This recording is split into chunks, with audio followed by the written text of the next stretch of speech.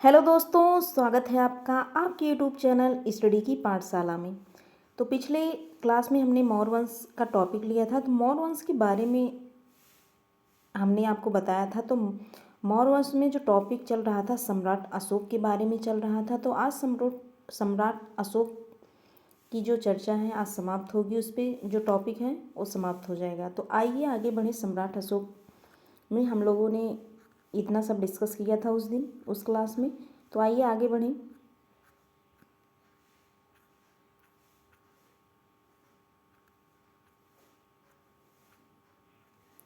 तो आज से हमें आज की क्लास यहाँ से स्टार्ट करनी है। उस दिन चर्चा हुआ था कि अशोक के शिलालेखों को भागों में बांटा गया है। तो जो सम्राट अशोक हैं उनके शिलालेखों को कितने भागों में बांटा गया है? तो 3 शिलालेखों में बांटा गया है। तो कौन कौन से हैं शिलालेख? तो शिलालेख हो गया, दूसरा स्तंभ लेख, तीसरा गुहा लेख। जो गुहा लेख होता है ये गुफाओं में लिखे जाते थे। गुहा लेख गुफाओं में लिखे जाते थे। थोड़ा पीछे रिवाइज कर लें।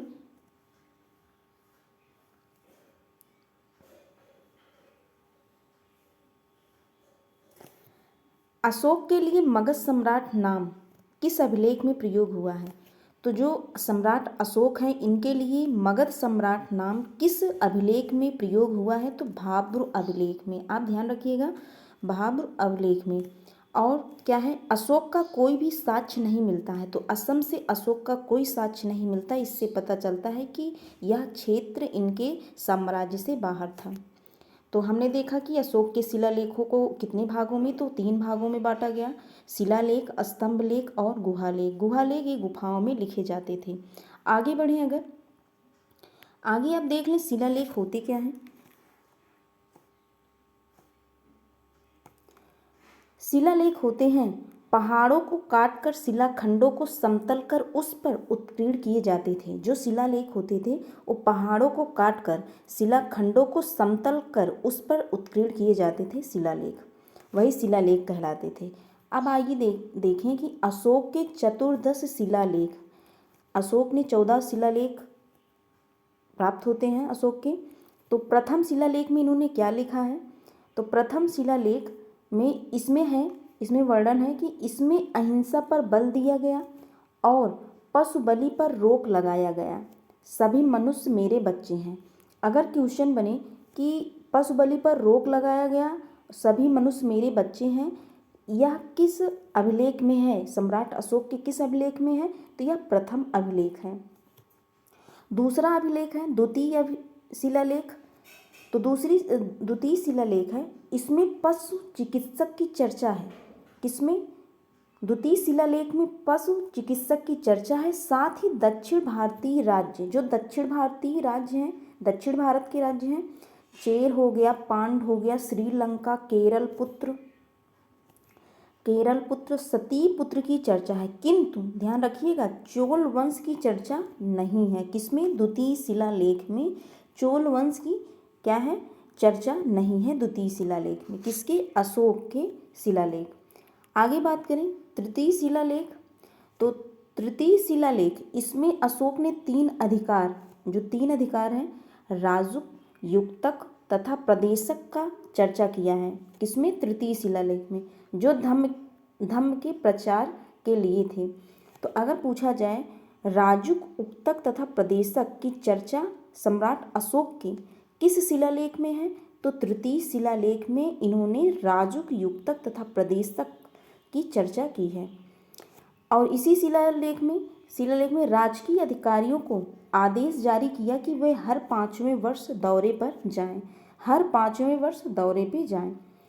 चतुर्थ शिलालेख है, इसमें भैरी घोष के स्थान पर धम्म घोष की नीति की चर्चा है। किसमें?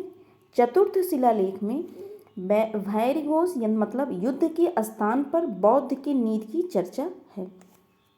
आगे बढ़ें तो 7वां शिलालेख, इसमें जो महत्वपूर्ण शिलालेख हैं वही लिया गए हैं, वही डिस्कस किए जाएंगे आपके साथ। तो 7वां अभिलेख, तो 7वां जो शिलालेख है यह सबसे बड़ा शिलालेख है। 7वां शिलालेख सबसे बड़ा शिलालेख है। इसमें तीर्थ यात्रा की चर्चा है। अशोक ने विभिन्न धर्मों के आपसी समन्वय की बात कही है किसमें? 7वें शिलालेख में। अशोक ने अल्प व्यय तथा अल्प संग्रह को धम्म का अंग माना है किस शिलालेख में? तो 7वें शिलालेख में। या 7वां शिलालेख सबसे बड़ा शिलालेख है। तीर्थ यात्रा की चर्चा है इसमें। विभिन्न धर्मों के आपसी समन्वय की बात कही गई है और इसके साथ साथ अशोक ने अल्प व्यय तथा अल्प संग्रह को धम्म का अंग माना है किस शिलालेख में? तो 7वां शिलालेख। आगे बात करें 8वां शिलालेख, तो 8वां शिलालेख अशोक की धम्म यात्रा की चर्चा है। अशोक की धम्म यात्रा की चर्चा है जो इसके राज्याभिषेक से 8वें वर्ष से प्रारंभ होती है। तो 8वें वर्ष से इन्होंने क्या कर दिया था? धम्म यात्रा की यात्रा शुरू की थी। तो इन्होंने राज्याभिषेक के 10वें वर्ष सबसे क्या किया था? गया और राज्याभिषेक के 20वें वर्ष लुम्बिनी गए थे। तो जो गया और लुम्बिनी की यात्रा जो थी किस शिलालेख में है? तो 8वें शिलालेख में है।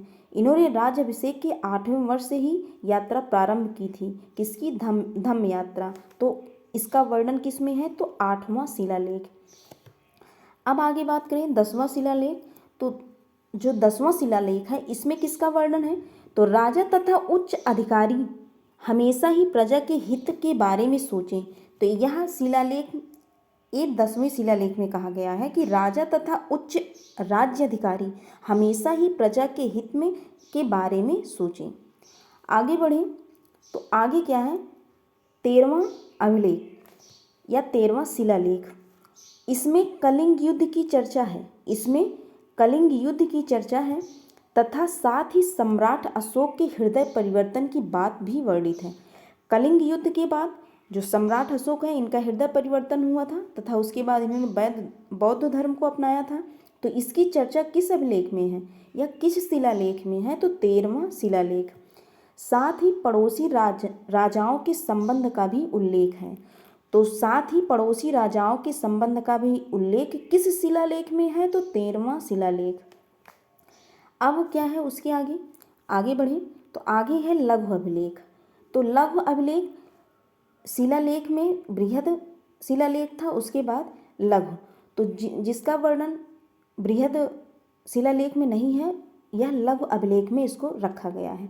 तो जो महत्वपूर्ण अभिलेख इसमें लघु अभिलेख में था वो भाब्र अभिलेख है। तो ये भाब्र अभिलेख क्या है? राजस्थान के भाब्र अभिलेख में अशोक ने युद्ध को मगध का सम्राट बताया। तो अगर क्वेश्चन बने कि मगध का सम्राट किसको कहा जाता था? तो अशोक को। और किस शिलालेख में इसका वर्णन है? तो भाब्र अभिलेख में। और भाब्र अभिलेख में इसने बौद्ध धर्म के त्रिरत्न बुद्ध, धम्म और संघ की चर्चा किस अभिलेख में है? तो भाब्र अभिलेख में। ये लघु अभिलेख है। इस शिलालेख का ही शिलालेख जो है दो उसमें दो थे, एक बृहद शिलालेख और एक लघु शिलालेख। तो बृहद शिलालेख में जो चतुर्दशा थे उनका वर्णन है और जो लघु अभिलेख है इसमें भाब्र अभिलेख है।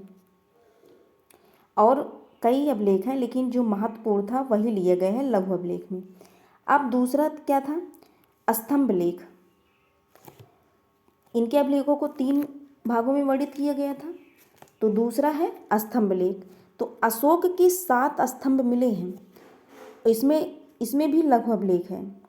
तो आगे बढ़ें, जो सबसे पहला है 7 अभिलेख मिले हैं, इसमें लघु अभिलेख को भी जो महत्वपूर्ण अभिलेख हैं उसी को शामिल किया गया है।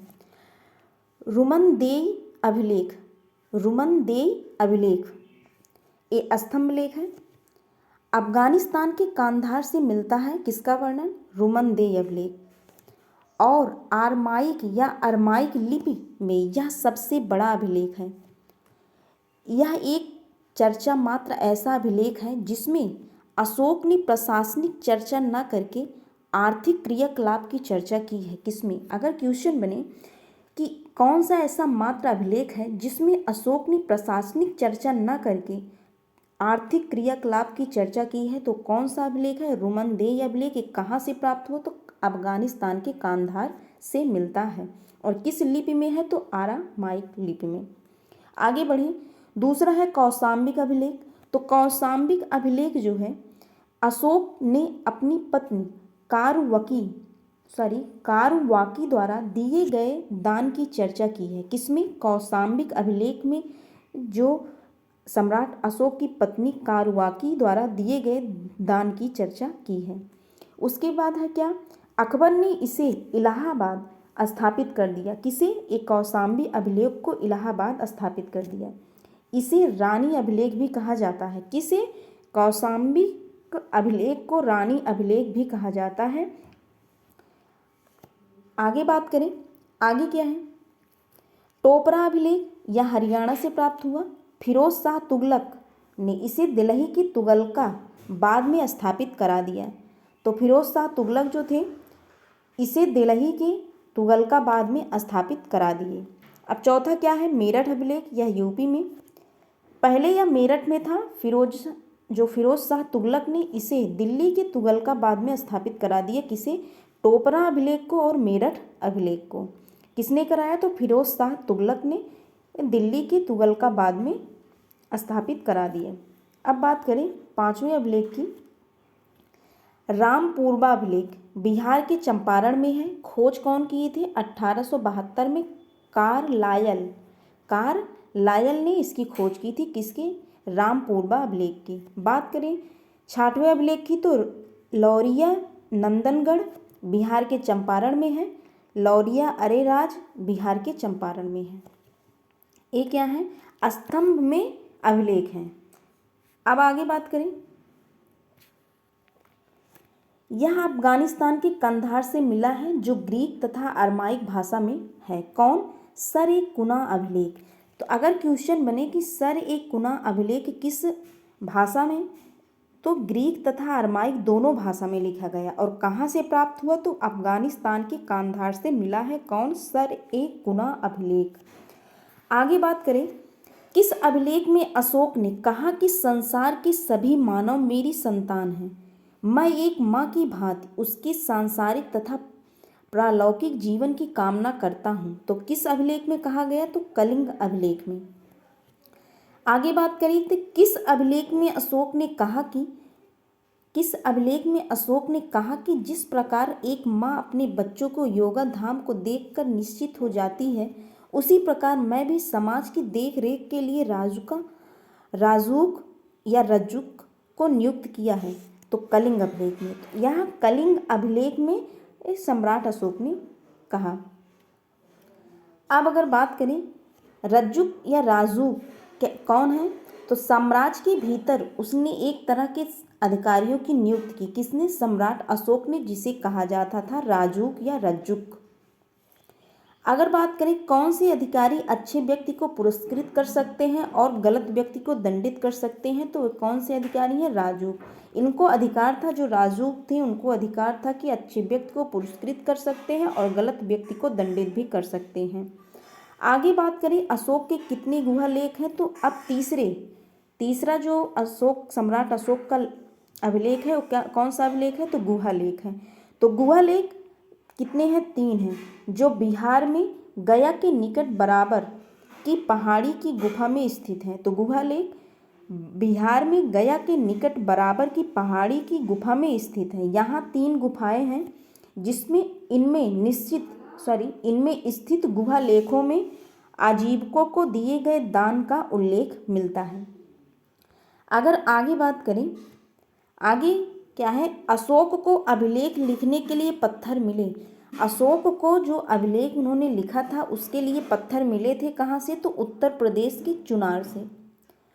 तो उत्तर प्रदेश के चुनार से अशोक को अभिलेख लिखने के पत्थर मिले। अब अगर बात करें अशोक की धम्म यात्रा, जो अशोक की धम्म यात्रा क्या थी? धम्म क्या है? अशोक ने लोगों को नैतिकता सिखाने के लिए नियम कानून की संहिता बनाई, उसे ही धम्म कहते हैं। अशोक का धम्म स्वनियंत्रण पर आधारित था। तो ये क्या है? धम्म है। अशोक की धम्म की परिभाषा ली गई है। जो अशोक के धम्म की परिभाषा कहाँ से ली गई है? राहुलोवाद सूत्र से। तो राहुलोवाद सूत्र से अशोक के धम्म की परिभाषा ली गई है। आगे अगर बात करें, अशोक ने अपने दूसरे व 7वें स्तंभ लेखों में धम्म के गुणों को बताया। सत्यवादिता, पवित्रता, साधुता, मृदुता, दान, दया, कल्याण। अशोक ने अपने दूसरे एवं सातवें स्तंभ में लेखों में धम्म के गुणों को बताया। आगे बढ़ें, आगे क्या है? अशोक के समय प्रशासन की सबसे छोटी इकाई थी तो क्या थी? ग्राम थी। ग्रामों के मुखिया ग्रामिक कहलाते थे। तो अशोक के समय प्रशासन की सबसे छोटी इकाई थी ग्राम। ग्रामों के मुखिया ग्रामिक कहलाते थे। अशोक के काल में जनपदीय न्यायालय के न्यायाधीशों को कहा जाता था राजूक। ये क्या थे? अधिकारी ही थे, हमने पहले आपको बताया था। अशोक ने मध्य प्रदेश में बनवाया तो अशोक ने मध्य प्रदेश में बनवाया क्या था? सांची का स्तूप, जो सबसे बड़ा स्तूप है। तो अगर पूछा जाए सांची का स्तूप कहाँ स्थित है तो मध्य प्रदेश में। किसने बनवाया? तो सम्राट अशोक ने बनाया। मौर्य साम्राज्य मौर्य वंश से संबंधित है, जो सबसे बड़ा स्तूप है।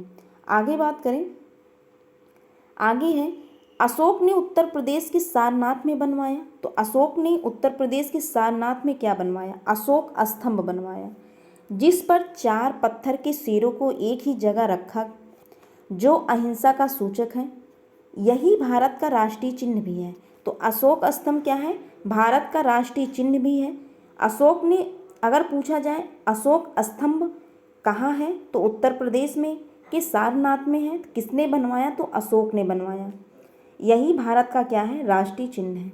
आगे बात करें, अशोक के अभिलेख विभिन्न क्षेत्रों में मिले, किंतु पाटलिपुत्र से एक भी अभिलेख नहीं मिला।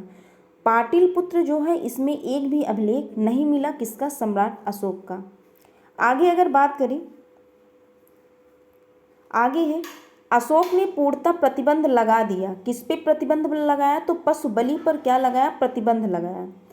मौर्य काल में सबसे बड़ा पद होता था तथा उसके नीचे होते थे। तो राजा सबसे बड़ा पद होता था, उसके नीचे युवराज होते थे।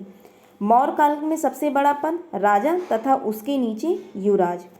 मौर्य काल में प्रांतों की संख्या थी 4, लेकिन आगे अगर बात करें अशोक के समय में प्रांतों की संख्या हो गई थी 5। तो मौर्य काल में प्रांतों की संख्या 4, लेकिन अशोक के समय में प्रांतों की संख्या हो गई थी 5, जो हैं कलिंग, अवंती राष्ट्र, प्रासी, उत्तरापद, दक्षिणपद। आगे बात करें 232 ईसा पूर्व पाटलिपुत्र में मृत्यु हो गई थी। किसकी? अशोक की मृत्यु हो गई थी पाटलिपुत्र में। कब? 232 ईसा पूर्व में। अशोक के बाद मगध की गद्दी पर बैठा तो अशोक की मृत्यु के बाद मगध की गद्दी पर कौन बैठा? तो अशोक का पुत्र कुणाल बैठा था। आगे अगर बात करें अशोक के पौत्र थे दशरथ। तो अशोक के जो पौत्र थे दशरथ थे। आजीवक संप्रदाय के साधुओं के लिए गया जिले में नागा अर्जुन पहाड़ी पर 3 गुफाओं का निर्माण कराया। अर्थात दशरथ ने ही आजीवक संप्रदाय को 3 जो गुफाएं थी उनको दान में दिया था नागा अर्जुन पहाड़ी पर। अगर बात करें मौर्य वंश का अंतिम जो शासक था वृहद्रथ था। मौर्य वंश का अंतिम शासक वृहद्रथ था। आगे बात करें कि मौर्य वंश के पतन का कारण क्या था। तो मौर्य वंश के पतन का कारण था अशोक का युद्ध नीति त्याग देना। इन्होंने युद्ध नीति त्याग देने के बाद बौद्ध धर्म को अपनाया। ये भी एक क्या था? अशोक का बौद्ध धर्म के प्रति अत्यधिक झुकाव होना, ये भी मौर्य वंश के पतन का कारण था। अशोक ने बौद्ध भिक्षुओं को इतना दान दिया कि आर्थिक संकट उत्पन्न हो गया। ये भी क्या था? मौर्य वंश के पतन के कारण थे। आगे बात करें अशोक ने पतन का सबसे बड़ा कारण जो था अशोक के उत्तराधिकारी का अयोग्य होना। पतन का सबसे बड़ा कारण क्या था? अशोक के उत्तराधिकारी का अयोग्य होना। लास्ट है कि मौर्य काल में वर्ष की शुरुआत आषाढ़ महीने से होती थी। तो जो मौर्य काल था या मौर्य वंश था उसमें जो वर्ष की शुरुआत कब से होती थी? तो आषाढ़ या जुलाई महीने से होती थी। यहाँ मौर्य जो सम्राट है, मौर्य वंश में जो सम्राट अशोक का टॉपिक है वो यहाँ ख़त्म होता है। अगर वीडियो पसंद आया हो तो like, share and subscribe to my channel. अगर आपको PDF चाहिए तो आप डिस्क्रिप्शन बॉक्स में जाइएगा, वहाँ आपको टेलीग्राम का लिंक दिया रहेगा, आप उसको ज्वाइन कर लीजिए। हर क्लास के बाद PDF टेलीग्राम ग्रुप पे सेंड कर दी जाती है। आज के लिए बस इतना ही। मिलते हैं नेक्स्ट वीडियो में नेक्स्ट टॉपिक के साथ। Thank you.